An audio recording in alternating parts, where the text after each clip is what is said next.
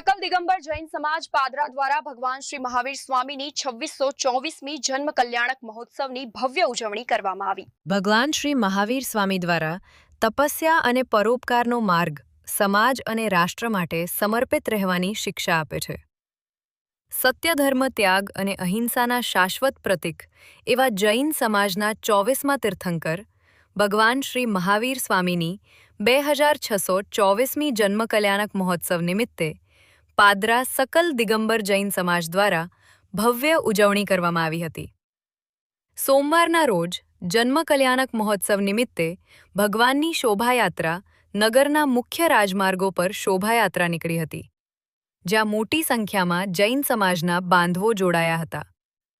શોભાયાત્રામાં નગરમાં ઠેર ઠેર ભગવાનની પૂજા અર્ચના સહિત આરતી ઉતારવામાં આવી હતી।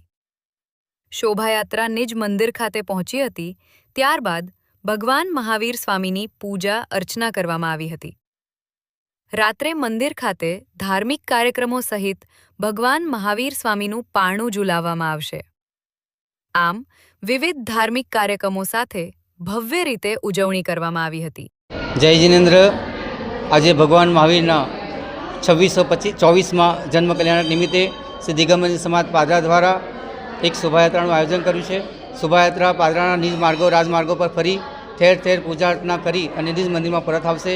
આજે અમને પૂજા અને જન્માભિષેકનો એક પ્રસંગ રાખ્યો છે।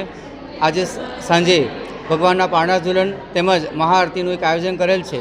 સર્વ ધર્મ ભાઈઓને લાભ લેવા વિનંતી અને સમાજના સર્વ લોકો એમાં જોડાઈ અને